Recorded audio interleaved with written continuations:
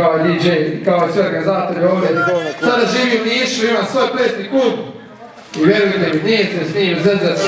Čovjek je nasljednik Gokua. Feniks! Ajmo aplauz za Feniksa!